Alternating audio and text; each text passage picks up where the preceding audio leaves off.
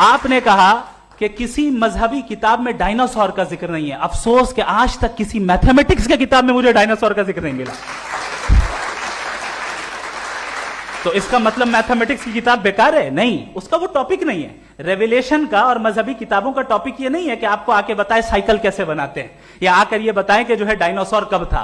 वो तो मोरालिटी सिखाने आया है, गॉड के बारे में बताने आया, नॉन फिजिकल रियलिटी की हकीकत को सिखाने के लिए आया। रिलीजियन साइंस को रोकता है? नहीं रोकता। अगर रोकता है तो गलत करता है। रिलीजियन साइंटिज्म को रोकता है, जिसमें हमारे जावेद साहब मुब्तला हैं। साइंस और साइंटिज्म में फर्क है।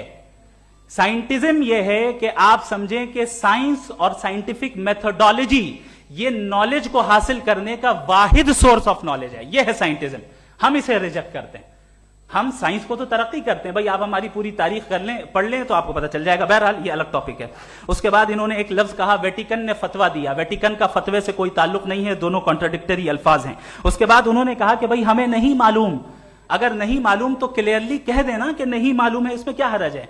तो वही तो मैं कह रहा हूं ना कि आप कह दें कि नहीं मालूम, लेकिन क्लेम क्यों कर रहे हैं कि गॉड एग्जिस्ट नहीं कर रहा है?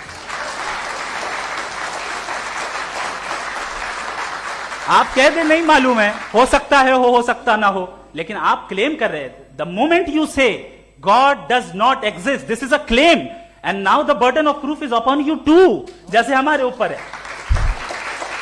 और क्यों है मैं बताता हूं, क्यों है ये भी मैं बताता हूं। फिलोसॉफिकली जो क्लेम होता है ना, सिर्फ ये नहीं होता कि इंसान कहे पॉजिटिव क्लेम करे और नेगेटिव क्लेम करे तो बर्डन ऑफ प्रूफ नहीं है। आप मिसाल के तौर पे मैं कहूं कि फुला उस कमरे में कोई नहीं है, मैंने एक नॉलेज का क्लेम किया है। उस कमरे में कोई नहीं है, मैंने एक नॉलेज का क्लेम किया। या तो मैं कहूं मुझे नहीं पता, हो भी सकता है नहीं भी हो सकता है, this is not a claim. लेकिन जब मैं कह रहा हूं कि वहां कोई नहीं है, या मैं कह रहा हूं वहां कोई है, दोनों क्लेम है और दोनों के ऊपर बर्डन ऑफ प्रूफ है। हमारे ऊपर भी बर्डन ऑफ प्रूफ है। मैंने कंटिजेंसी आर्ग्यूमेंट दिया, इसे तोड़कर दिखाइए। आखिरी चीज, इन्होंने कहा कि खुदा दुनिया बनाने से पहले 150 साल पहले या करोड़ों साल पहले क्या कर रहा था। अरे हजरत, चलें बहरहाल मैं जवाब दे देता हूं। आप हमारे रिस्पेक्टेड पर्सनालिटी हैं, अगर आप नहीं होते तो मैं इसे एंटरटेन ही नहीं करता। टाइम, ये 100 साल पहले या 100 साल बाद, पहले बाद में अभी, ये वो अल्फाज हैं जिनका ताल्लुक टाइम से है।